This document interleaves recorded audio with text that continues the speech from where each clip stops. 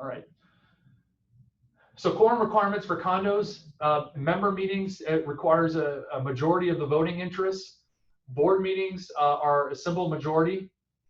Quorum is not required for an election if 20% of eligible voters cast a ballot to have a valid election. So if you can't make your quorum for a condo for your election, as long as you have at least 20% of the owners cast a ballot, you can have the election without necessarily needing to have a majority of the members there. And then suspended voting rights do not count. So what that means is if you suspended somebody's voting rights, and I'll talk about that later, they are removed from the total number of voting interests for the purposes of calculating your quorum and the membership approval requirements. For HOAs, this is a big difference. For HOAs, the maximum number that's required to be there for a quorum is 30%. You can have a lower amount provided in your bylaws. So be mindful of that. If you are a large association, for example, let's say you're a 500 owner community and 30% is 150 people. You never get 150 people to attend either in person or by proxy, but your bylaws can be amended by a board vote. You can consider amending your bylaws to reduce the quorum requirement. It doesn't mean that a small amount of people are going to, I want to say sneak in and pass something, but it's basically the way I justify it is if you reduce the quorum to 15%, for example, and you barely make your quorum, and then you have a majority of the members vote to approve something, and then the vote passes. You know, if somebody objects to that, you could say, look, all that is to make sure we have enough to at least conduct a meeting. It doesn't mean that once we hit that number that we automatically are going to stop, or that we're only required to get that number before we vote. That's what the participation that we need. We're not keeping anybody else from participating. It's their own fault basically for not sending in their proxy or showing up. So why should we have a sense of apathy in our community dictate us not amending our governing documents or carrying out something that requires a member vote, for example? So think about that. If you're a larger association and you want to change your governing documents, that may be something you want to look at. Board meeting attendance, it's open to all unit owners. Anytime a quorum is present, unit owners or parcel owners have the right to attend unless there's two items. If legal counsel is present, and this is a thing too to remember, it's not just enough that you have your attorney there, it's that if your attorney is there to discuss pending or proposed litigation. So if you ask your attorney to attend every single one of your board meetings for the sole purpose of saying, well, we don't have to have it open because our attorney's here, that's not the way it works. It's only if you're talking about proposed or pending litigation. So think about that. If there is something you want to talk to us about, and you don't necessarily want to have that done in front of the membership yet, just think about having less than a majority of your board members meet with the attorney. So it's not a notice board meeting. It's not anything that is required to, you don't have a quorum of the board there. Like, let's say you have 2 out of the 5 board members, for example, arrange a meeting, and then you talk to the attorney about something, and then those 2 more board members report back to the board and say, hey, we talked to our attorney about the concern we have. We think that we should move forward with this or propose something, and then have our attorney there at the open board meeting to explain it to everybody else. That's an appropriate way to maybe look at it from having legal counsel present. Personnel matters are being addressed in terms of any personnel issue. There hasn't been really any case law yet that's defined what a personnel matter is. We've interpreted that as being a current issue like an HR or a medical issue or a performance issue or compensation for an existing really employee, but I think you could probably include maybe performance issues with management that's not an employee. Where I've seen associations probably go beyond the bounds of what's intended or allowed by the statute is when they close board meetings for the purposes of soliciting bids for new management companies and discussing those bids behind closed doors. I think it's okay to do that if you have an issue with your current management company and you want to talk to them at a closed board meeting. I think, though, that if you're interviewing new board members, that should probably be done in an open board meeting. Again, there's no case law on this interpreting that. That's just my interpretation, and really with the attorneys in my office, that's the way that we've interpreted it. But you just don't want to have something where members are challenging the actions of the board because you've become too broad in terms of how you've interpreted the personnel matter issue. Board meetings for condos, you're allowed to, in the Condo Act, participate with video conferencing. That's obviously a big issue right now with COVID-19 and not wanting to even have a physical location for the meeting. You're allowed to participate in real-time communication. And I'll answer this right now for any of you that may have a question because of where we're at with the pandemic. I interpret it, by the way, for HOAs, you have the ability in the Corporation Not-for-Profit Act to attend virtually. So this applies really to condos and HOAs. But I've been advising communities right now where first thing is you still should be having board meetings because just because we're in a pandemic doesn't mean that you're allowed to vote by email, for example. There's nothing in the emergency powers that talks about that. It does give you leeway to provide notice and alternative means depending on the circumstances. So if there's some type of new executive order out that we think we need to respond to, it allows you to provide notice and say, hey, we're not going to wait 48 hours. We're going to give 12 hours notice. And if you can make it, great, but we're not going to wait longer than that. You still need to have a board meeting. What our firm has really advised our clients on is if you're going to give notice of it, we feel that it's appropriate right now to have a completely virtual board meeting where members can either attend via Skype, FaceTime, Zoom, for example, or by telephone conference, because they can comment. And the reason why we've interpreted it this way for board meetings is that board members have always been allowed to vote by video conferencing or telephone, for example. So there is potential for challenge on that, but I'm not as worried about it as much for board meetings as I am for member meetings. And I'll talk about that. I'll just address it right now. And really for member meetings, we've advised against having completely virtual member meetings because of the fact that if there is any type of vote that's going to take place, that member has the ability, or they should have the ability, to show up physically to drop off their ballot or their proxy, for example. And if you are completely having it virtual where somebody can't walk up and hand it in, you're preventing somebody from voting on something. So we have had some communities where they're going to keep their meeting going and they're going to have it virtually, but they'll still allow people to walk up, hand in their ballot, and then the association should nicely ask them to not stick around because of the social distancing issues. But if a member really said, no, I'm not going anywhere, I'm going to stay here because I'm not up with the technology, I don't want to worry about that, I can see you guys right here, I would say you probably need to allow them. There's not a way to physically prevent them from doing it. Hopefully people will have common sense. But what I'd advise against is saying, well, we're going to have a completely virtual meeting, and if you want to have your ballot counted, it needs to be provided to us no more than 24 hours before the meeting, or not less than 24 hours, excuse me, because we're going to be gathering it up and we're going to get everything scanned in, for example. That may be an instance where an owner can challenge you by saying, no, I have the ability to show up and cast it right when the meeting takes place. Or I want to hear from candidates, for example. So again, I'm happy to answer these questions more specifically, but we get these questions a lot regarding the pandemic right now. And that's where the communication that we have from our office is have virtual board meetings, make sure you're still conducting business by way of virtual meetings. Don't resort to completely emailing because the statute doesn't allow it, but we are saying go ahead and have virtual meetings. But that's not the case for your annual meetings or your member meetings where a vote's going to take place, because that member could challenge it because there's no mechanism in the statute for them to, quote, raise their hand, for example, or say aye on the phone, for example, when they want to vote on something. That has to be done in person or by proxy, and if they should have the ability to hand it in at the time of the meeting. So I know I went off a little bit of tangent there. I hope you guys give me some leeway on that, because I know we've gotten a lot of questions, and I addressed it last week in our webinar we did for COVID-19. We talked about voting by email. That's prohibited by state statute, so I don't really need to go further on that. Owner participation and personality problems. I talked about this. This basically goes back into, I know we had some questions about owners that are hijacking meetings, or if they are taking up time.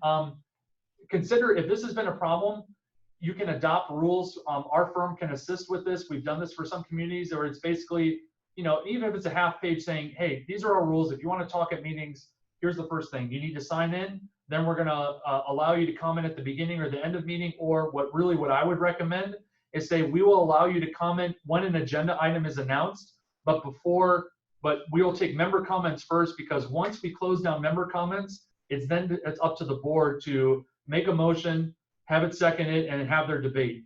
I think if you lay out the groundwork there, you can keep people from interjecting when there's a motion on the table, for example. Now, you may want to relax that if there's somebody that has a valuable point. I think it just depends on the nature of how your meetings are going. But you want to have this as a set of rules that the board adopts so that they're made available to everybody. And that includes probably one of the biggest things is saying that members have 3 minutes to speak on an agenda item. What can happen sometimes if you don't have these rules adopted, and if you try adopting them, some savvy owners can say, no, the statute says that you can adopt rules, but where are the rules that you guys have established before this meeting? And the boards are sometimes like, well, we're kind of bringing them up right now.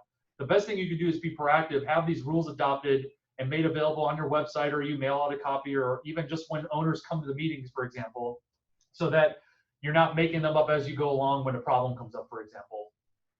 Emergency action items may be considered from when you notice the meeting versus when the meeting takes place if there's something that wasn't on the agenda. Meetings can be recorded. The default rule is that owners are able to tape record meetings, but again, you're able to adopt rules regarding how that process is going to take place. If you have questions on that, feel free to contact us. We're happy to work with you on that. Same thing for video recording. You can adopt rules. One of them is typically you need to let us know in advance, and if you're going to do it, you have to set up and not move the camera around. For example, I made a joke, like it's not, trying to think, I gave Stanley Kubrick as an example, but whatever, a film crew walking around and getting in board member spaces, that's not the way that it should work. You can adopt a rule that basically says, if you're going to do it, let us know. You need to set up, and the camera cannot move, and it needs to be in full view of everybody. That could be a reasonable rule, for example. Planning board meetings, you want to define your purpose, create your agenda, date, time, and location, review of minutes, etc. You can see with the information that's on here, and then invite the appropriate people. Work with your manager, they'll establish your agenda for you. The big thing though is you need to be specific when you're discussing new business, where sometimes members get frustrated is if you have new business with nothing underneath it, and then somebody says, yeah, I've got 5 things I wanted to bring up. If you know that you're going to bring that up and it's not an emergency item, you need to put that on the agenda when you're creating it before the meeting. So be sure that you're specific so that members aren't feeling like you're trying to hide the ball a bit and bringing up an important issue that you didn't want to advertise because you thought it might draw a crowd or something like that. Try to be as specific as possible. Be open so that people know what you're going to be discussing at the meeting. Meeting hints, you want to start the meeting on time. Stick to your agenda. I put Robert's Rules of Order, but really I just said parliamentary procedure here. And then your key components are making motions, drafting if there's any resolution, which I call more of like a more formal motion where it's more of its own standalone document that you might want to record and mail out to the members, for example. You have your debate on anything that's on the floor, and then you vote on it. So just remember that I talked about the president's role of keeping the meeting going. Just remember that you have your motion and that you want to vote on it before you move on to something else, or if it needs to be amended, make a motion to amend, and that takes priority. All that stuff comes into play when you're running your meetings. Meeting minutes, it's important. Your minutes are an important document that's maintained by the association. It's an official record of the organization. This is actually the case right now for condos, that minutes have to be retained forever. It's 7 years still for HOAs. But think about it, the minutes are, all of us are going to be gone at some point, however many periods of time, whether it's, whether we shed this mortal coil or whether you've just stepped off the board because you finally realized that the pay is awful and you have no benefits. What's going to remain is the decisions that you made in terms of in the minutes, and that's the document that you're going to be relying upon. So what should go in the minutes? Really what you're doing, and what I usually say is, you're taking your agenda, you're cutting, pasting in that, opening it up in whatever your word processor of choice is, and then plugging in underneath each agenda item, verifying what the time of the meeting, when it started, that a quorum was met, who chaired the meeting, who was there, and then what actions were taken. The biggest thing that I want you to take from this is, don't feel like your minutes should be a transcript of your board meeting or whatever meeting that's taking place. That's not the purpose of the meeting. The purpose of the meeting is to reflect the action that was taken, which is through a motion or a resolution that's been adopted. If you get homeowners that say, I demand that the minutes reflect that I brought this up and the board ignored me or something, you're not required to do that, even with another board member, and they demand that it be placed in the minutes. It's not a requirement. What you want to do is, and as attorneys, we typically recommend to keep your minutes as bare bones as possible, because what may seem like a harmless discussion point may be something that could be used against the association as a position statement or as a basis for a statute of limitations issue. If you could say, well, it looks like you guys discussed this at a meeting 6 years ago, why didn't you guys act on it until now? And you say, well, I didn't really realize that at the time, but yeah, I could see it. Versus if all that was in there was a motion that was made, there's not that additional info that could be used against the association. So the challenge I always provide to the board members is try to keep your minutes to 1 page or less. That makes you try to stay concise and have it a motion was made by so-and-so, seconded, there was discussion, and then the results of the vote were as follows. Something like that. That's all you need to do. I know I have a couple questions, and I'm going to get to a stopping point here, and I was going to go through the questions that we have before we go into the next couple slides. All right, well, actually, we're right at it right now. So I'm going to go back and go through we have some good questions here. one question we had from earlier on is, can we grant a variance to ARC guidelines? For example, patios are built at 6 feet 7 inches, but the rule says 6 feet. Will this allow enforcement against an 8-foot patio? So the main thing you want to have is you want to show that in your guidelines that you have some ability to grant variances. Most well-drafted ARC guidelines says that, hey, this is generally what we want you to do. And you'll notice that a lot of ARC guidelines don't have a specific requirement of these are the only paints that are required and this is the only type of grass, although some of them have that maybe, but it'll say the ARC, you know, you are generally required to have submissions that are in line with the aesthetic of the community, and the ARC can deviate there or make decisions on a case by case, but for the most part, you keep it within a certain theme. So in that case, if you have a variance that you can grant, as long as you're, you know, reasonably doing that and not granting a variance that's so outside the norm of what should be allowed, I think you'll be okay there and you won't have enforcement issues. So it's a good question regarding variances. Mark had a question about potential issues with the use of personal email addresses and the storage of official business on personal computers. I'll talk about that later, actually. I'm going to keep that there because we talk about records maintenance later on. Another question is, can you touch upon the issues relating to board members posting responses to issues on social media when owners begin to post complaints on these sites? So basically, you know, social media, be very careful about if there's a, you know, if there's a community Facebook page, because what happens if you have a Facebook page that's an official page run by the association is if somebody makes a false or incorrect comment on there, whether or not the association has the duty to correct that or respond to it or otherwise, you know, take down that comment if it's not accurate. You can maybe get around that by saying, look, any comments to anything that we post is not the official position, and all that is our official position is what our post is or what's on our website. But a lot of communities, I just recommend not having a Facebook page. And if anything else, if there's a homeowner run one, just have a notice go out to the homeowners and say, that is not the official decision. Anything that's official will be mailed to you or maintained on the association website. So the problem then, I think, is what Mark brought up, is if you have homeowner or board members that are posting on there, that may be deemed as a board position rather than as that individual's position. And that's where there's some, you know, I would talk to those board members and say, hey, please try not to address it individually. If it's something that we need to address as a board, we need to do that. Or worst case scenario, just say, hey, please make sure when you're responding to something on this neighbor Facebook page or whatever, next door or something like that, that I'm only doing this in my capacity as a homeowner and this is not the official position of the board. Something like that at least. Otherwise, if they don't do that, you know, maybe they need a further talking to or something. I don't know. You know, we'd have to address that later on.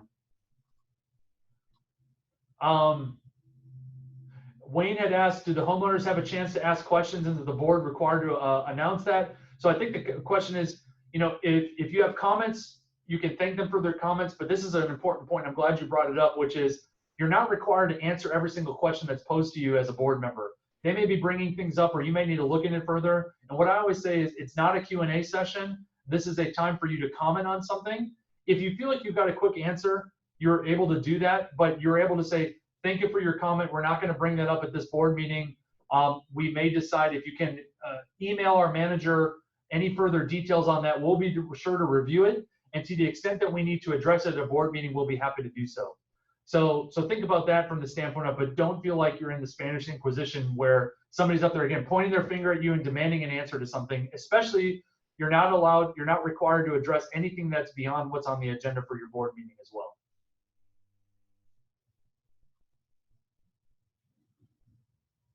I think Wayne asked another question about, I don't recall the president announcing to the homeowners who were present a chance to address the board. That doesn't always happen, but it's a good practice to remember that the president's the one that's trying to chair and run the meeting, that the president say, hey, before we get to you, this person was up first, and they're kind of recognizing each person that's able to, that has the floor for the purposes of making a comment. There's a question of, is posting meetings on a bulletin board by the mailbox sufficient? It depends on your community. There's rules regarding if it's conspicuously placed. So if that mailbox is only on one part of the community on the back end that not everybody drives by, that might not be the best choice. So you want to make sure that you're doing it in a way that's in line with the statute and that it's conspicuous.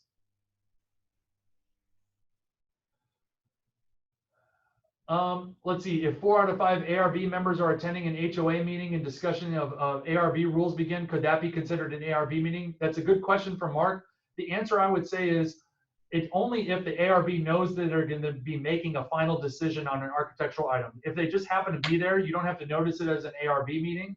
But the fact that it's already noticed as a board meeting, if they happen to be there, any comments that they make, the members would be able to witness that. But you're not required to notice it as an ARB meeting if they're not making a final decision on any architectural item.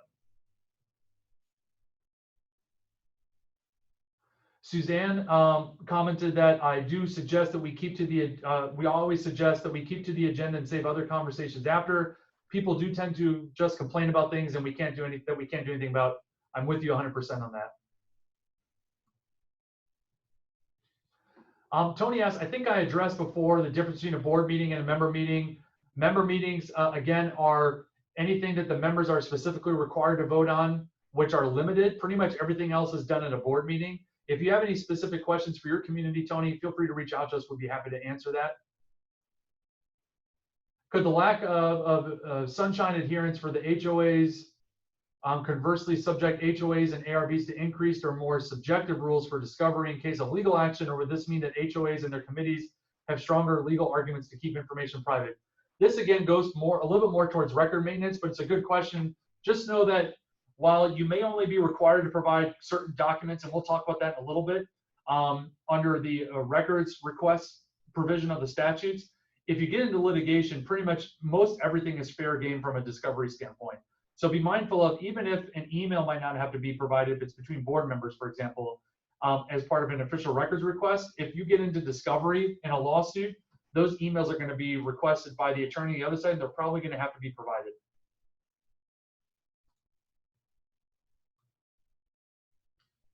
Okay. Does the membership have a right to know why a board member has resigned? If that board member didn't give a reason, they're not, that you don't, I wouldn't speculate on it. If that, sometimes board members will resign and they'll have a letter, for example. I think it's appropriate to address that, but I'd be careful as a board to say anything if there's a contention between the resigning board member and the rest of the board, to say anything other than what's objective and maybe a statement that they've made as opposed to an opinion, or you might say something that might be inaccurate and might give rise from a defamation standpoint, for example. So I would just be careful as to how you would say why a board member resigns, unless the board member provides a written reason for it, or if you can state something pretty succinctly to address the membership. I'm going to get to Mark's question. He had one about records maintenance. And then another one, I think the last question before we go into elections is, do you recommend social media sites to communicate with owners, or simply using a website run by the HOA? Should an HOA board member be charged with running such a site or appoint a committee? So the big thing with social media is, like I mentioned before, is if you have one, the difficulty with it is if there are commenting functions on it, and whether or not that gets away from the association's posting, and then if the association is kind of overseeing a site where people are commenting and might be spreading information that's not correct. That's my biggest concern with an HOA run social media site, as opposed to when you have a website, you're basically controlling the information, where you're saying, when we know we want something, we're going to post it to our website, and if owners have questions, they can email or they can come to the board meeting to address it. If you do have your own website, typically that's through your management company. You could have a committee that makes recommendations as to what should be included, or if you have somebody that can, maybe help, that's designed websites before, but typically that's done through your management company because they have access to all the records and are deciding what to post to it. A question about review of ARC requests must take place at a meeting. We do it through emails. That's the thing. If you're making a final decision, that should be done at a noticed ARC meeting as per the statutes, as opposed to doing it through email. So I'd be careful about that just in the future, because what's going to happen is if you do it by email and there's a neighbor that's upset, they want to be able to attend that meeting and make comments, and there might be something that the ARC is not seeing, but the members should have the opportunity to observe the ARC discussing it and how they're deciding on architectural decisions. So that should be done in an open ARC meeting as opposed to through email. Richard's question is, if an owner gets belligerent to a board member during a meeting, can they be told to leave or banned down the road? So yes, I've had that happen before. You can ask them to leave, but it's really difficult to physically prevent them, and it's especially difficult to have an order in place preventing them. I think it would have to be really bad where you get an injunction from the court, but it would have to be more like if the board members are fearing for their safety. What happens sometimes is the board members will say, look, we can't conduct business. We're sorry, everybody. We're going to have to adjourn our meeting to a later date, and we hope that any disruptive homeowners will either conduct themselves differently at that meeting or will not come to the next one. So I think that's the best way to handle it. I see some associations that hire off-duty officers to come to it, or their security too. All right, I'm going to go through elections real quick. For condos, the main thing to note is that condo elections are very specific per statute. I'm actually going to run through this kind of quick because we're not really holding these right now, or you may have just been elected as new board members. But the main thing is to note that, and this is on this slide and really on the next one. Let's see. Oops. Let's see here.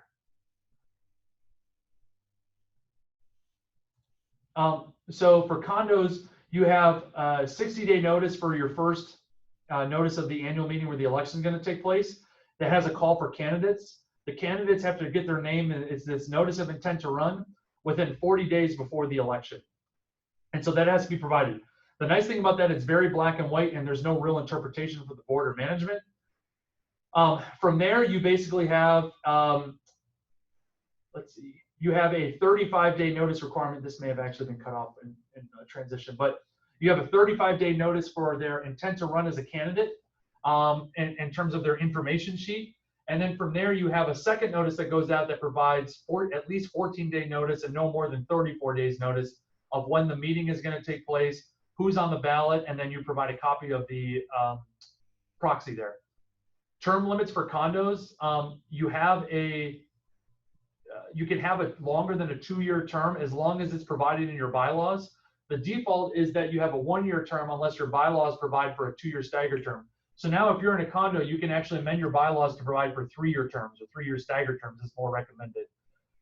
Board members may not serve for more than 8 consecutive years. This is for a condo only, unless the candidate obtains 2/3 of the votes cast in an election, or if there aren't more candidates than vacancies. So even if you run for more than 8 years, and you have 5 people running for 5 spots, you're okay. As long as it's when you have 6 people running for 5 spots, then it's that first bullet point that requires them to obtain 2/3 of the votes cast. Otherwise, they're basically not elected, and the other 5 members would be elected there.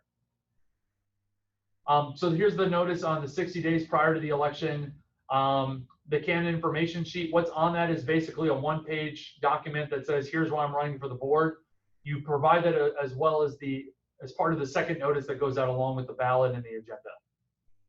HOAs, your elections are much more document specific. There's no state statutory requirement in terms of the notice that's required. So that's where I really always advise my HOA clients to make sure that you're looking at your governing documents and making sure that your election process is what's in line with what your documents provide. There are arbitration decisions where an HOA was challenged on an election by an owner who the HOA said, well, no, we didn't allow them to run because we have this policy in place and we notified them of it. We've done it for the last 10 years.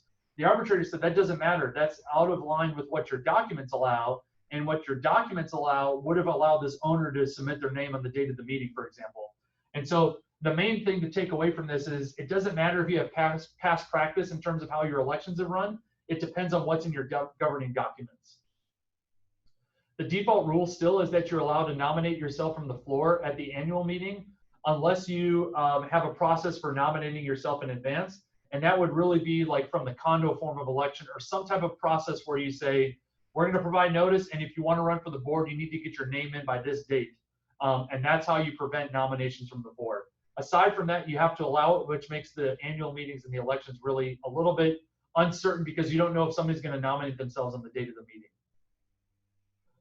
So some updates from July of 18. We really haven't had any substantive updates in 2019, or really even that are really going to happen in 2020 in terms of the HOA or the Condo Act.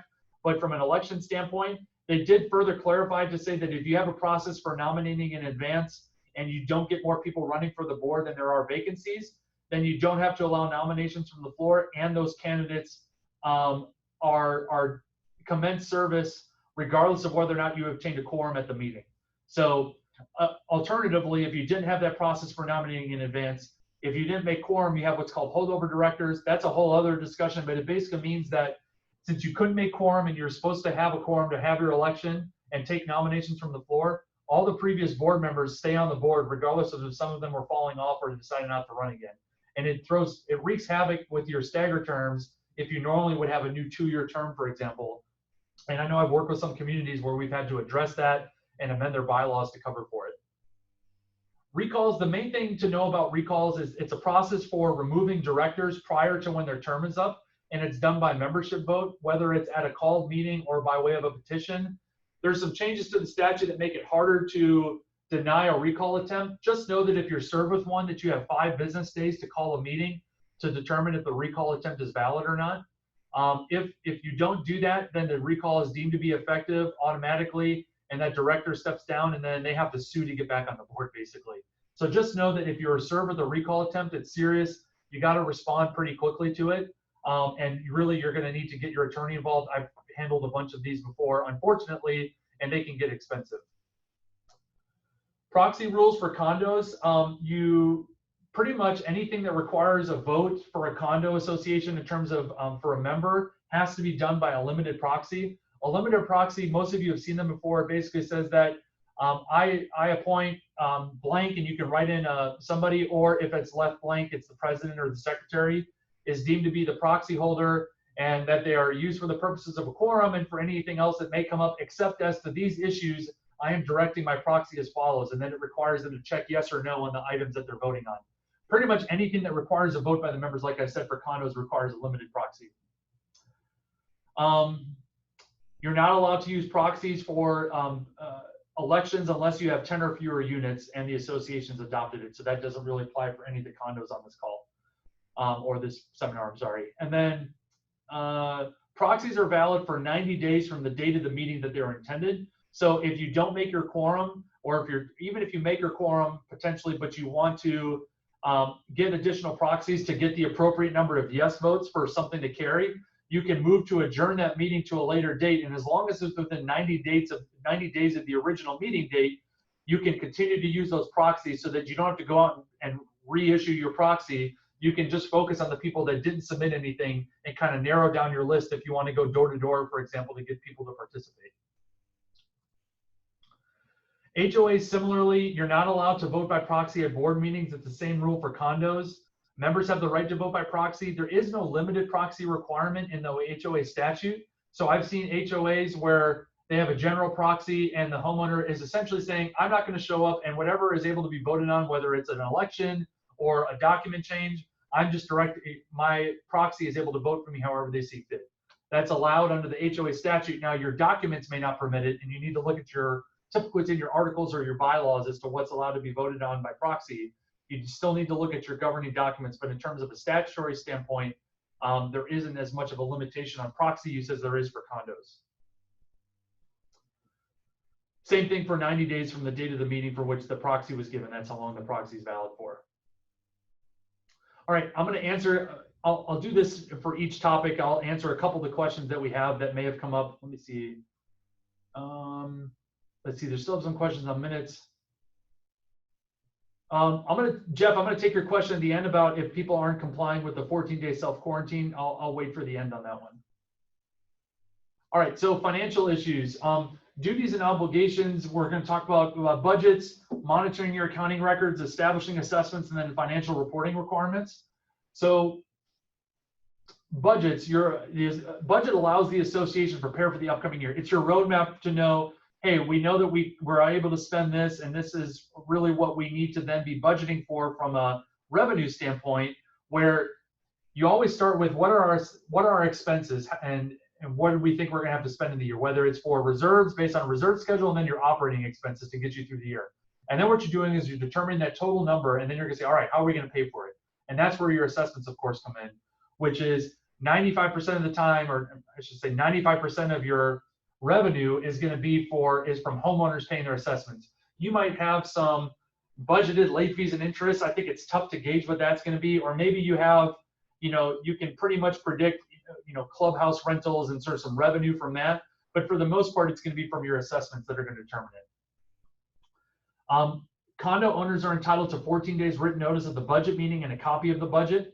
You don't have that same requirement for HOAs, but HOAs do have to, by law, mail out notice, post notice and state that assessments are going to be considered at the meeting. So there is a heightened requirement and have that on the agenda, but it's not the same thing as 14 days notice with a copy of the budget, although many HOAs will still do that just because they're used to it. The managers are used to it from the condo side. But the big thing for the budget is, no, you're not reinventing the wheel. You're going to take the previous year's budget, look what you're doing for this upcoming year, and then what tweaks do we need to make. Your governing documents are going to set forth your responsibilities for preparing your budget. Most budgets contain your administrative costs, maintenance, taxes, insurance, reserves. There's a whole host of items. You can look at it and see what your line items are in your budget. Cash versus accrual accounting. You can operate on a cash basis, and that's basically just showing on, you only record it when something's paid and then when income's received. But really, from a GAAP standpoint, it's recommended that you do on an accrual basis because that's more of a better picture. If you've earned income, even if you haven't received it, you're applying that from an accrual basis. The same thing if you've incurred an expense, even if you haven't paid out the check right now, you want to still apply that. And I know from the generally accepted accounting principles, GAAP, that's what is based on an accrual basis. Your financial reports, you have these different levels of reports. If your annual revenues are less than $150,000 for the year, you're required to provide a report of cash receipts and expenditures. If your revenues of $150,000 but no more than $300,000, it's a compiled statement. If it's $300,000 to $500,000, it's a reviewed statement. And then anything of $500,000 or more is an audit. So as you can imagine, as you go up, it becomes more intensive as to what's being looked at, and it becomes more expensive for the association to get that review done. You have the ability as an association to waive your financial reporting requirement, but you do have to have a membership meeting where a quorum is met, and then you have to have a majority approval of those members before you can waive it. Typically, that comes into play with associations that have audits performed each year. They don't want to have to spend the money each year, and they maybe say, look, we just want to have an audit done every 3 years. On the other 2 years, we are going to have a vote of the membership and vote to waive or reduce it. So that way you are not spending as much money on your CPA for providing that each year. I have something here. Basically, all you need to know on the bottom part, if you're able to see the slideshow right now, is just that there's a penalty for not making the report available. And if you don't make it available, even after the DBPR sends you a notice, they can prevent you from waiving the financial reporting requirements for that year and a subsequent year. So it kind of prevents you. There's some teeth to it that if you normally would vote to waive or reduce it, you're not able to do so, and you have to undertake the expense. That's the only thing you really need to know from a condo standpoint. So we talked about funding the budget already. It's assessments required from each owner. The unit or the parcel serves as the security. That's the biggest thing to note, is that you have a lien as an association to ensure collection of the assessments, and that lien relates back to the recording of your covenants in almost all circumstances, except as to a couple items. One is that there's a first mortgage, or if there are unpaid taxes where the taxes are recorded against the parcel before an association's claim of lien recorded. In that instance, the association needs to record a claim of lien, and the first mortgage and any tax lien that's recorded will take priority before a claim of lien if they're recorded first. Other than that, your lien as an association is extremely powerful. It doesn't matter if they're homestead property. Even if they have a second mortgage recorded prior to your claim of lien instrument that's recorded, you still have priority, and so it's really the teeth to make sure that people pay. Other sources of revenue can come from rent or interest, and then you may have some type of clubhouse usage fee, for example, something like that, and then a payment schedule must be determined. For condos, sometimes we're asked, well, Ed, our previous board was trying to save money, but we really need to raise our dues, but we're not allowed to raise them by 15%, right? Because of the statute. The statute just says that if you raise your assessments for condos for more than 15% from the previous year, that members are able to propose an alternative budget if they want to, and you have to call a meeting to vote on it. It doesn't mean that you're prohibited from doing it. The only way that would be prohibited is if it's in your governing documents, for example. So collection of assessments, the manner for collection is stated in the bylaws, must be no less frequently than quarterly for condos. For HOAs, it doesn't matter. It can be an annual assessment. It can be twice per year. It can be quarterly. It can be monthly. and you can accelerate the assessments for delinquency from a condo standpoint.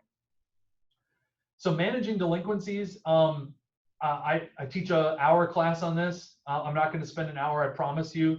But you want to establish a collection policy, especially where we're at right now from the standpoint of you have a lot of people filing for unemployment right now. What's going to happen is you're going to see a lot of people that are eventually going to make the choice of whether or not they can pay their condo dues or they're going to pay their utilities, for example. And you want to have a policy in place for how you're going to handle your collections.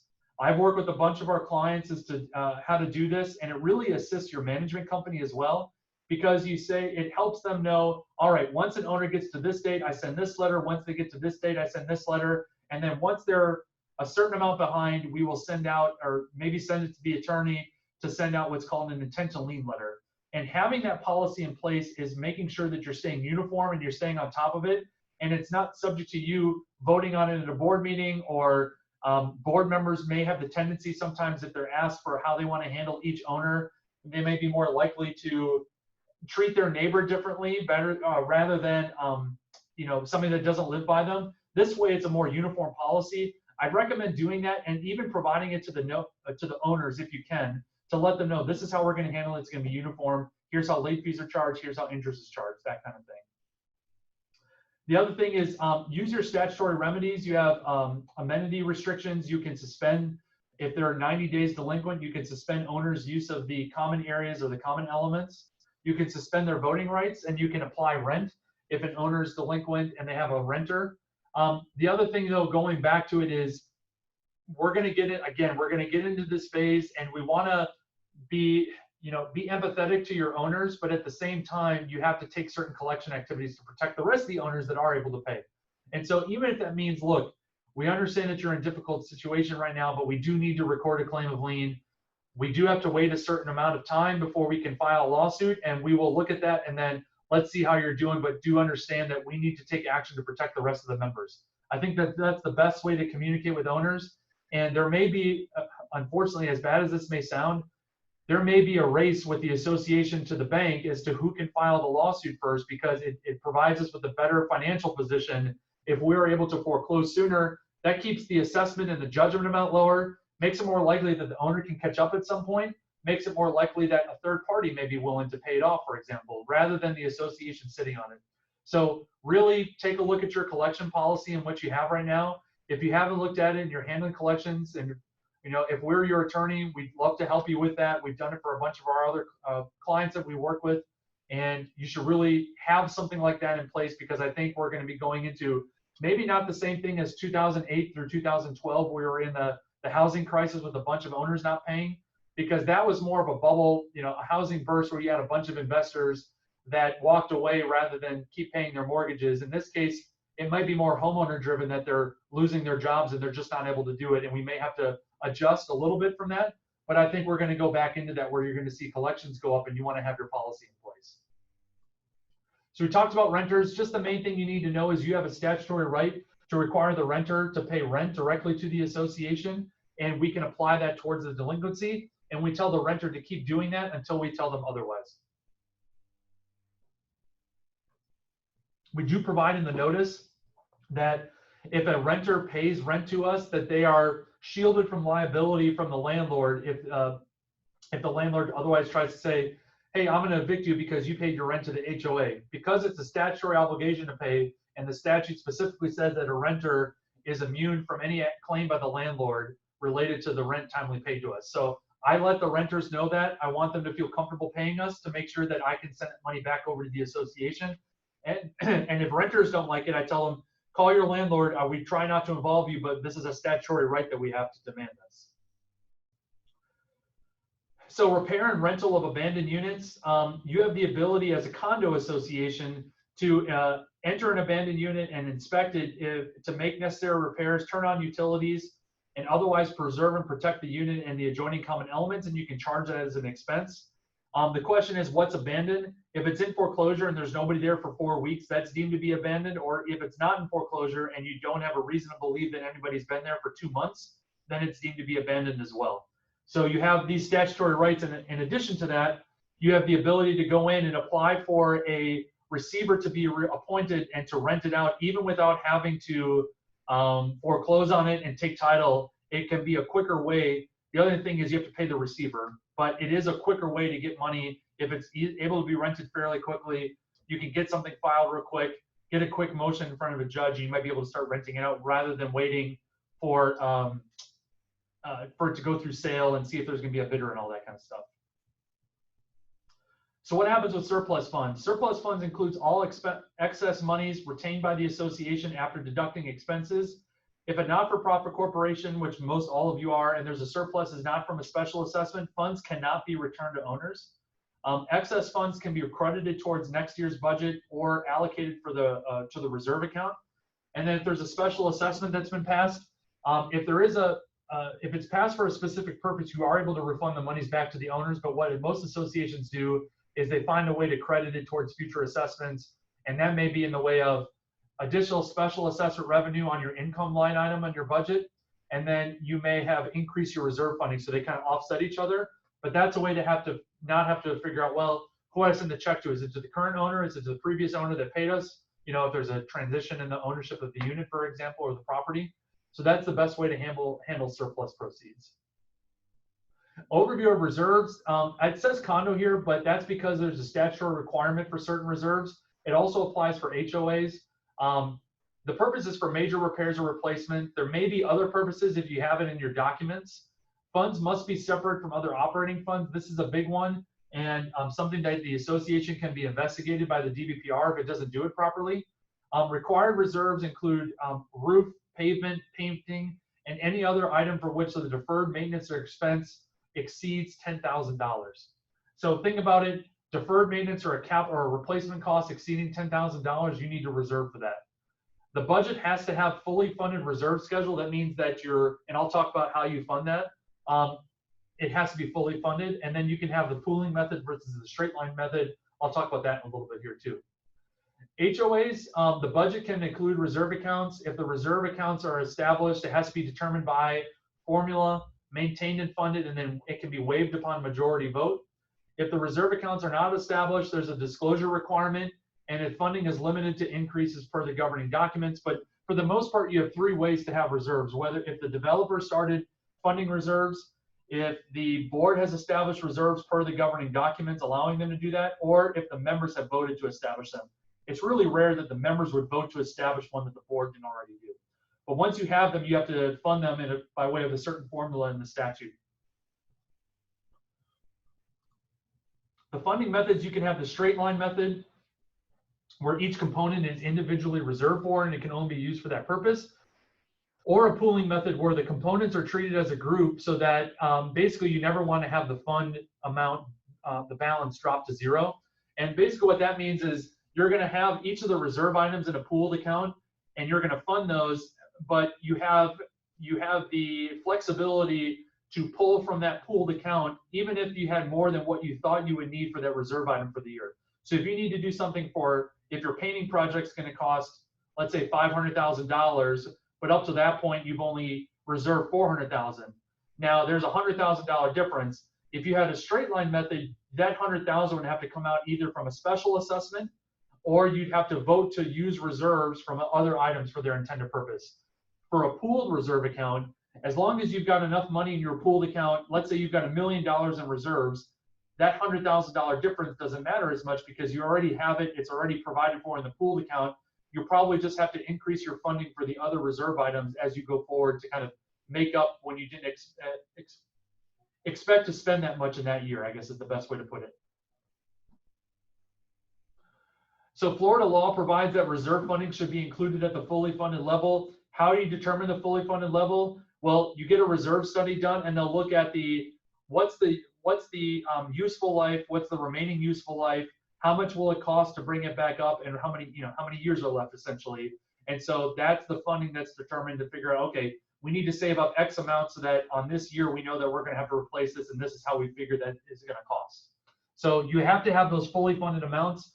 When you're when there's tough economic times and people aren't able to pay their dues, I've seen associations will say, hey, in order to give our people a break, we're not going to fund our reserves as much. And if you're going to do that, you have to have a member vote to have them vote for the reduced reserve amounts. And in that proxy or anything where they're going to vote on, the statute requires you to put in bold and caps and in a font larger than anything else on the page that says waiving or reducing the reserves may result in a special assessment. It's basically saying, look, this is less than what is recommended, and if you keep doing this, whenever you have to actually spend money on that item, you're not going to have enough money in your budget, and you may be subject to a special assessment. And so it's kind of a disclosure requirement to owners before they actually vote to approve it. Talked about the reserve schedule and how and what's included as part of that. The best thing that you can do, I'll go back here, is basically get a reserve study done. It's not required by state statute. It's just that we typically recommend that you get a reserve study done maybe every 2 to 4 years. It just depends. Certain states require reserve studies done. California, I joke that the reserve analyst must have a good lobby out there because you have to have a reserve study done every year, except that it only has to be substantive every 3 years. But on the off years, every 2 years, for 2 years in a row, I guess, you have to have at least some type of a summary analysis done of the funding, I think.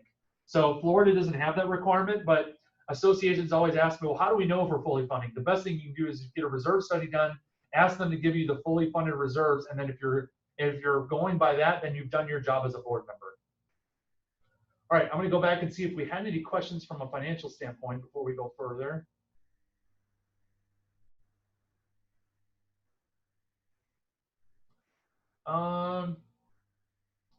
Does the 50% limit for assessment fees include increases for the establishment of reserves? First, that only applies for condos. I have to check and see. I believe it's for as long as if you increase it for the operating amounts other than the reserve items, if it goes up more than the 15%.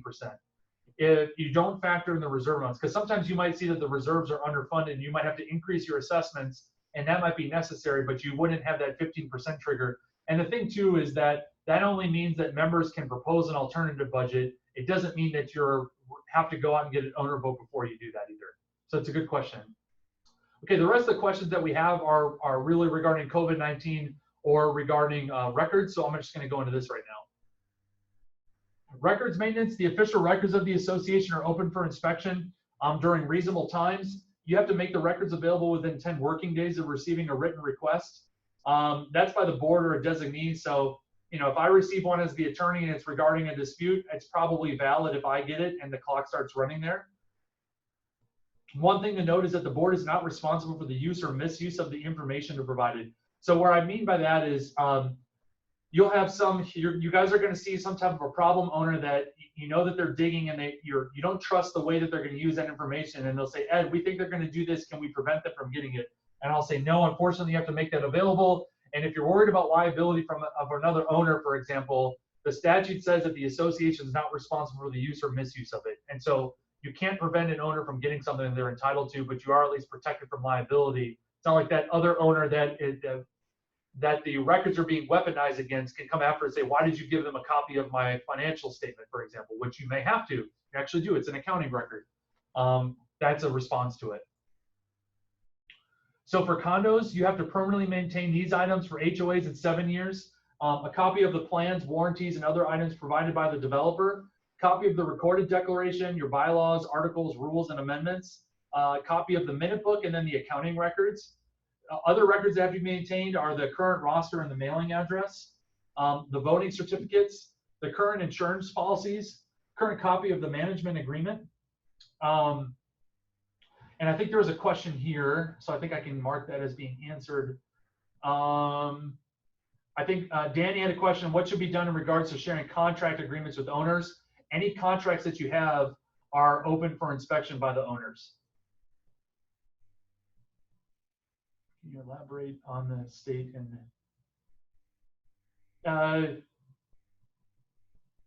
prior slide mentioned, by the state. Okay, let me go back here. There's a question about records being maintained by the state. I think the question is that they have to be maintained within the state. That's the main thing that we are addressing, not by the state. I think that answers your question, Mark.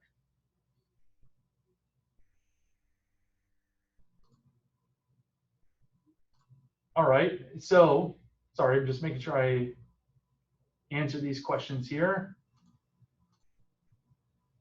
All right, so for condos, you have ballots, sign-in sheets, voting proxies. They have to be maintained for 1 year. Then you can get rid of them, but if you keep them for longer than that, and if somebody asks you for a copy of them, they have to be made available. All rental records, copy of the current question and answer sheet. That's actually something that has to be updated every year. Not all condo associations know that. Copy of the inspection report is provided in the statute.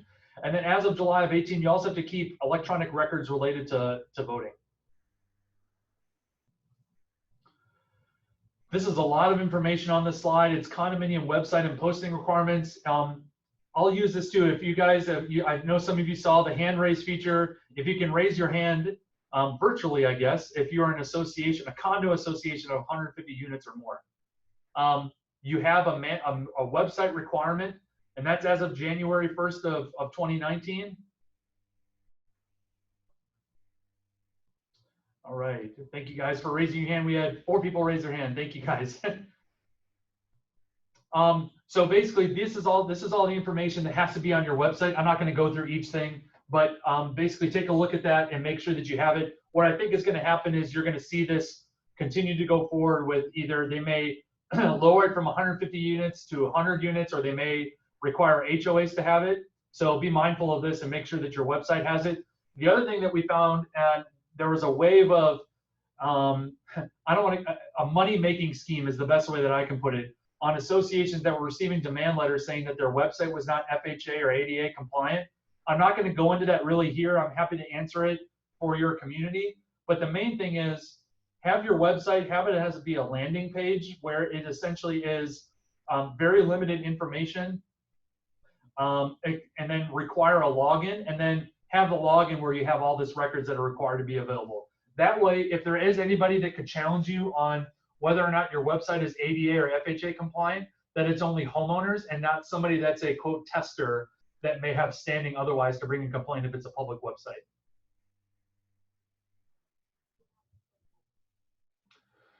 This is a good question I'm going to answer from Anna, which is, if the HOA has changed management companies, does the company that is being replaced require under fiduciary responsibility to provide records to the new company?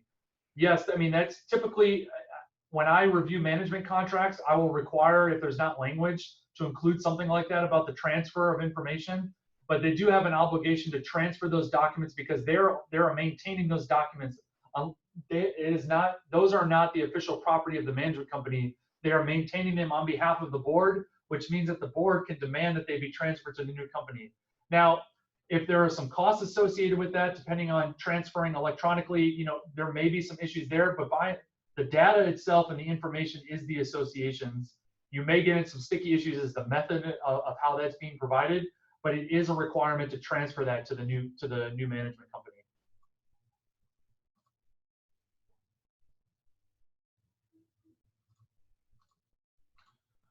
Okay, records not accessible, records protected by the attorney-client privilege, information obtained in connection with the sale or other transfer of a unit.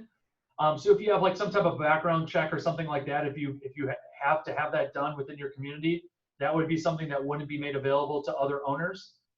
Personnel records, that may be for current personnel, if you have a HR record or some type of employee compensation record.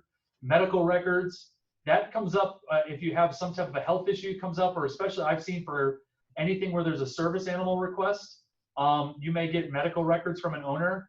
That is, those should be kept separate and not accessible by other owners. Same thing with the electronic security passwords, and then any software and operating system access information. Other records that aren't accessible, protected information like social security numbers, driver's license numbers, credit card numbers. I think there was a question earlier on regarding, let me see, telephone numbers. So I think Mark had asked a question, use of personal email address and storage of official business on personal computers and what repercussions exist. So that actually more is whether or not an email is an official record. The basic answer that we've seen from arbitrators is that if a board members email each other unless it's on an association computer, that may not deem to be an official record, but really once you include the manager on those emails, those are deemed to be official records that would have to be produced later on.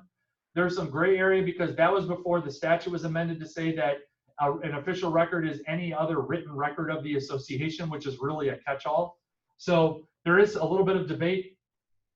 The main thing is that even if an email is not required to be made available as part of a record inspection, maybe we can find a way to keep it separate if the manager wasn't on it. It's going to be discoverable if there is a lawsuit and there's discovery that's requested. So make sure to be mindful of that. Contact information which requires no written consent for disclosure includes the name, the owner, the name of the unit owner, I'm sorry, the unit number, the mailing address, property address, and any email or fax that's been provided and consented to be provided by the owner for notice requirements. The statute clarified that all telephone numbers may be included in a directory, although an owner may choose to not have their numbers listed, i.e. they can opt out. And then you can only include email addresses if the owner has opted in, for example. So email or fax numbers or whatever. So inspection, the official records of the association are open for inspection by any member or authorized representative. They must respond within 10 business days. We talked about that. That changed. It used to be 5 business days at least for a condo. You can require them, you can comply with it by having a copy of the official records available for inspection on the condominium or association property, or by making them available electronically by the internet or on a computer screen. So one great practice, if you're able to do it, is maintain all of your official records electronically so that it's very easy if somebody wants access. You can either say, it's already on our website, or if you're not posting everything to the website, you could say, you can come into our management office, we'll make a computer available for you, and everything is available for inspection there. So that's something that you're able to do as an association from an electronic capability. All right, I'm going to go back and just answer any questions from the other thing I want to mention regarding records inspection is that if you don't make them available within the 10 business days, for every day after that, you can be fined $50 per day up to $500, or if an owner can prove an additional damages, if they can prove additional damages. The hypothetical I always give, I've never seen that where it's actually come up, but the hypothetical might be is if a owner is trying to sell their property and a buyer wants a copy of certain financial records, and the owner says, I'd like to inspect the official records, and you don't make them available within the appropriate time period, and the sale falls through, and then they have to settle for somebody for a lesser dollar amount, they may make a demand against the association by saying, hey, I accepted an offer for $20,000 less, and I'm going to say that that's based upon because the previous buyer, they told me that they wanted the financials and I couldn't get it to them in time. So that's a potential teeth to it. I don't know that that would actually hold up, but there is some teeth that we just need to make sure they're available. The other thing too, from a records inspection, is just because somebody asks to inspect the records doesn't mean that that you have to find the copies and make them available. You actually, all you have to do is make the records available and provide them on the table. And then, or whatever the case may be, come into the office and say, here's our 5 boxes. You can look for those if you know, and go, feel free to look through them. Obviously, you want to make sure that all you're providing to them is you have your records separated from those that are able to be accessed versus those that are separate, which we talked about in the slides before. So just be mindful of that. All right, I'm going to go through and just see if we have some other questions regarding official records here. So Mark had asked a question, should associations set up a central location to store minutes and HOA business? So should you rely on the management company to maintain records? I think yes, if you've got a contract with them, you should have that. You know, there is a requirement that they have to be within the state or at least 45 miles from the, you know, the lesser of being within the state. So I guess like if we've got somebody up here from Fernandina, for example, or on the border up close by the Georgia border, for example, you'd have to make them available within the state. There's a question of should you set up something like a Google account with drive space under the control of the HOA and store information there? I think you could do both. The big thing is obviously making sure that you have a way to make sure that that information cannot be edited in any way, that it's only able to be inspected, or they can have copies made, they can have copies of it. Obviously, you don't want to make it happen so that they can alter anything that without you knowing about it. So I don't know if I have the best answer of if you should do it. I think I gave the recommendation, though, that if there's a way that you can maintain it on a website, for example, I think the best case scenario is having everything available on the website. So if somebody says, I want access to our official records, you could say everything that's required to be maintained has been scanned to your website. If you need help with your login, here it is. That's a very easy way to handle this stuff. I think the question is if there's potential discovery in personal computers if HOA members use their personal computers. Well, I think one way to answer that too is if you're emailing as a board member, just create your own new email address that you only use for association business and make sure it's only used and you don't use your personal one. That way you don't have to provide anything other than say, I'm only providing you with this email address because it's the only thing where I've sent emails as a board member, and you don't have to give them access to your personal Gmail account, for example, where you might have opposing counsel parsing through all your other personal emails that you don't want to have happen. So that's something that I have recommended for board members. Let's see. Electronic records for voting clarification. Does this mean scanning the ballots into PDFs? No, the electronic records, that means if you've established electronic voting as a process, rather than, it doesn't mean you have to scan the ballots into PDFs and store in the PDFs on the drive. It means if you've established electronic voting that allows them to vote by mail-in ballot or by way of like a voting machine, you know, or an email voter. There's a bunch of vendors that do it now. Now that you have to scan those ballots in and everything.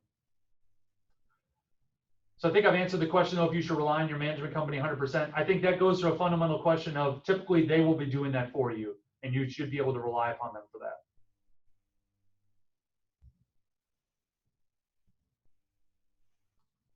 All right, let's see. Oh. All right, we're on our last, you guys all see me here. So I'm just gonna go through a couple more questions here. Actually, I do have a couple more updates. I'll just answer a couple of these questions too. How does the board deal with non-compliance for the 14-day self-quarantine? It's a good question. The best thing that I can say is don't make yourself into law enforcement. If you feel like it's something that law enforcement should get involved in, contact them to see if they'll come and notify them, for example. You can always send correspondence to them, but don't try to interject yourself. It's very difficult to get anything else by way of we're not really able to get injunctions right now. Courts aren't really open except for critical functions, which typically is related to criminal issues. I don't find a judge being likely to have an emergency hearing because we've got a couple people that are going to the pool, for example, or violating the social distancing guidelines, for example, like that. Yes, if you want to email me for a copy of the PowerPoint presentation, I'm happy to do that. It's eronsman@flcalegal.com, and I'll have that on the last slide. I'm going to bring that back up in just a second. Let's see. Can we make our management company set up a good filing system for online docs? I think you just need to see what your contract provides. They may be able to provide that as a service. It may require an additional charge, but I certainly think that can be something that the association can get with its management company on to help them implement that. Mark asked a question, just to clarify, an owner can request copies of official documents such as emails from the management company if the management company is including the email. That has been what the arbitration cases have said, where it's essentially if the manager is copied on the email and it's something that involves official association business, the assumption there is that that's an official record that's able to be inspected by a homeowner. Now, if you really wanted to hold off on providing that arbitration decision came out prior to the statute being changed to say all other written records regarding operation. And the statutes do differentiate between written versus electronic records. So there could be a way to argue it, but what we've always told clients is if the manager's involved on an email with association business, then it's probably going to have to be provided as an official record. All right, JB asked I think two questions here.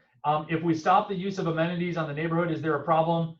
There's a whole discussion involved with that. I'm happy to answer that for your community specifically, but the main thing is what we've been advising clients is don't feel like it's your job to prevent the spread of disease for other owners by way of cleaning down the door handles and the gates and any other counter surfaces if you're trying to keep things open. That's not your job. Your best job as an association is to continue with your current maintenance functions. If you choose to increase your cleaning schedules, I think that's okay, but I wouldn't communicate that to owners in such a way to say that, hey, we're committed to making sure that you stay safe and that we're trying to prevent this disease. Because guess what happens? If somebody doesn't leave the community, but they go to the amenities and they contract the disease, they're probably going to argue that the association failed in its duty to protect them from contracting the disease. So be careful about your communications on that. We did a webinar last week. Again, if you want to see more information on that, please go to our website and you'll be able to find the video for it. But that's basically what we've been telling our clients as of right now. I'm going to go ahead and go back to the PowerPoint here for just a second because we have a couple of additional. All right.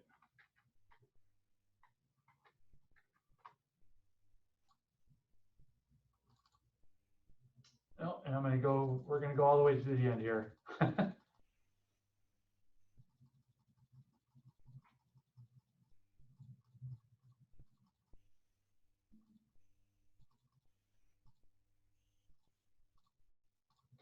All right, so for finding and suspension, I didn't spend a lot of time talking about that. I kind of mentioned it earlier regarding the committee that was inspecting versus, you know, that was actually making the decision. The main thing to note is, if you're not aware of it, is that the board imposes the fine, but it's not able to be charged against the owner and collected until the committee of non-board members approves the fine, basically. And that committee meets at a hearing. There's a hearing that takes place where you have to provide at least 14 days notice to the violating party with an opportunity for them to attend and to present any evidence. The change in the statute from 2018 is to state that the decision of the committee, if they approve the fine, that the fine is due within 5 days of the date of the committee meeting. What this supports is the fine, you might reach the maximum fine amount, which is by default $1,000 for a violation, depending on your documents.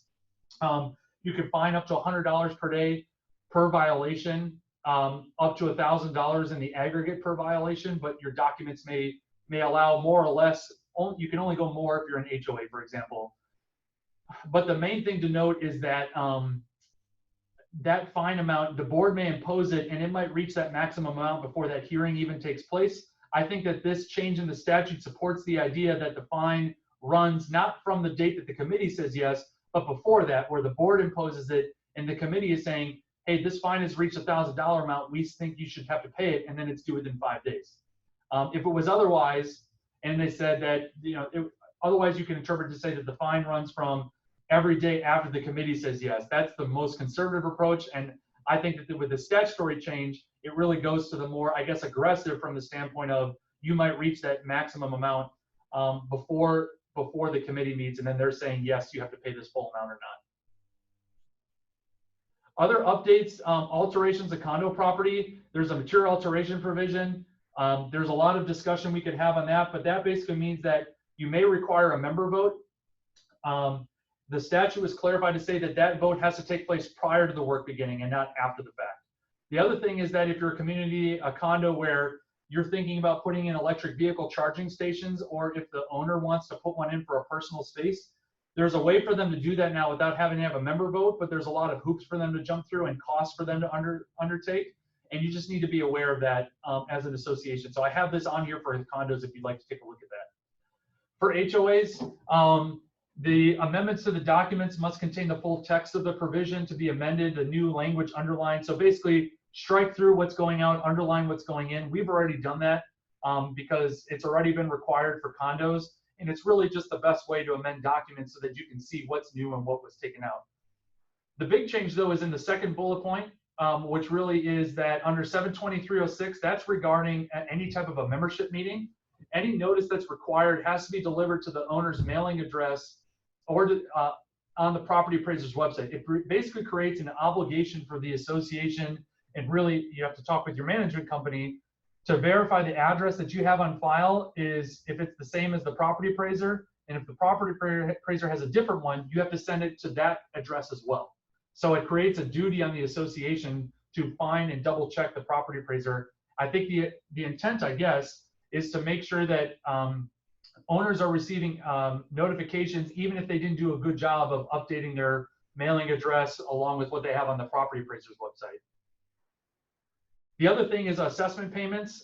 There was a loophole where basically if an owner was in dispute with the HOA and then they sent a partial payment and they tried writing in payment in full, and if the association accepted that, that was deemed to be a resolution of the debt. And what's called an accord in satisfaction.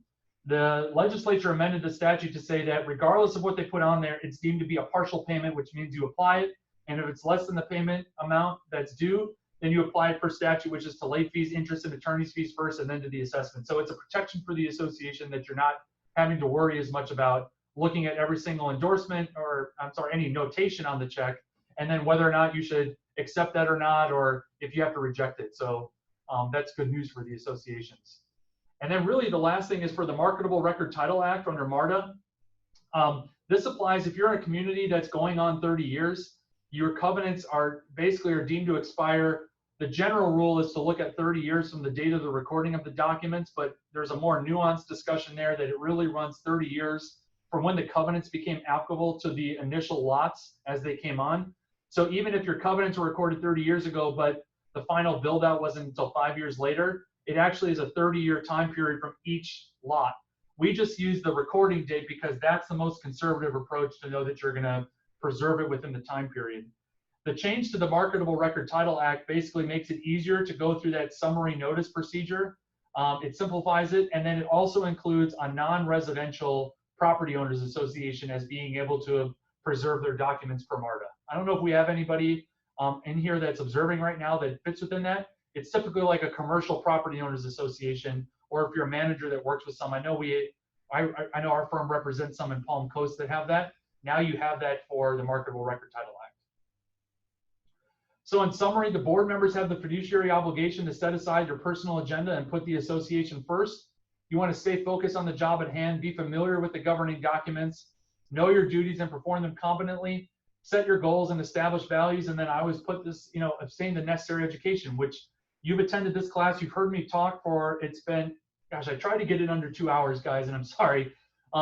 But we are at a little bit over 2 hours, but now you've taken the necessary class for education-wise, and I hope you guys have learned a lot. And if we don't provide legal services for you, we'd be happy to do that. I'm going to go to the next slide that has my contact information, and I'm also going to answer a couple of other questions that have come up here. Will this webinar be available? Yes, I made a mistake by not recording it right away. So if you have some people that get into the recording at the point where I started, I'm happy to provide a copy of the PowerPoint. If you would just like to email me at the email address here, I'd be happy to do that. Jeff asked a question, can you post use amenities at your own risk? I think that's appropriate. I think the big thing is communication, how you're addressing it. If you say use at your own risk, you might want to just say you're recommended to abide by all social distancing and recommended guidelines from federal, state, and local health officials, for example. So there's no mandate as of right now that you have to close depending on the county that you're in. It does depend on the county that you're in. And even then, it might conflict with Governor DeSantis's order, which really did not close down private pools. Miami-Dade has done that and other counties, but he also incorporated Miami-Dade's order in part of his order into his executive order. So there is some question as to whether or not there's a mandate to close pools. Can you choose to do that? I think you can. I think you'd want to talk with your attorney before you do that as to the communication that goes out. The biggest thing, again, is communication and how you're communicating to your owners. What duty you may or may not be taking on, whether or not you know about it, I guess is the best thing that you should know about. Robin said that we are considering amending our documents to limit rentals to no less than 6 months. Currently, there are a number of VRBOs and other weekly rentals. Any words of wisdom? The big thing is if you're in a condo, you may not be in a condo, but just so you know that if you change anything in a condo as to rental restrictions, limiting the amount of time or shortening the rental period, that's only applicable to those who vote in favor of it and then any future owners. So even if you get the necessary percentage, for people that don't vote or vote no, it doesn't apply to them until they sell their unit to a future owner. For HOAs, there isn't that statutory provision. So you need to double check your documents, but I've been telling HOA clients, if you are thinking about amending your documents to limit short-term rentals, there is no statutory provision yet, although I've seen they've talked about doing that in the legislature like they have for condos. Now is a better time to do it, but think about from a political standpoint of getting the votes necessary to do it. Maybe you grandfather in certain people, but you want to make sure that it's at least in place for new owners as they come in. So you may have to have some, for any new owner after the date of this amendment or something like that. And I would say just talk to your attorney and we can, if it's us, we can help you draft that and come up with the language that kind of meets the needs of your community there. We are changing our security system for our gates. This is from Karen. How can we safely distribute these new remote gate openers? I think the best thing you can do is when you provide those, or whether it's as best you can to distribute them safely. If you use gloves, or you say that we have done our best to disinfect or something like that, but that please understand that we cannot warrant. You hate to go overboard with some of this disclaimer language, but I think there is something there that, to the best of our ability, we have attempted to provide these to you in a sanitary manner, but you may wish to look into wiping them off when you get them or something like that. I think that's the best thing you can do. Nobody's expecting you to be perfect, but as long as you communicate maybe the effort that you took and that you're recommending them still to, obviously they're using it at their own risk, something like that, but just the way that you communicate it. All right, I think we have everything here. Let me just take a look if we have anything else. Thank you all for attending. We'll be continuing to do some more webinars. If you have anything that you'd like for us to do that would be general in nature for you guys, feel free to email me. I'm happy to take that in consideration. I plan on doing some type of a webinar, maybe on financial issues regarding COVID-19, and maybe because I think we're going to see some financial issues come up later on regarding people not paying their assessments. What are some financial options in terms of lending or using reserves or collection policies? I'm thinking about doing that. And then, of course, if anything new comes out, any new orders or anything new that's available, we probably will teach our webinar that we did last week. So if you didn't attend, we'd be happy to have you again. So with that, I'm going to end the presentation here, and then we will make it available. Thank you all for attending today, and everybody stay healthy and stay safe.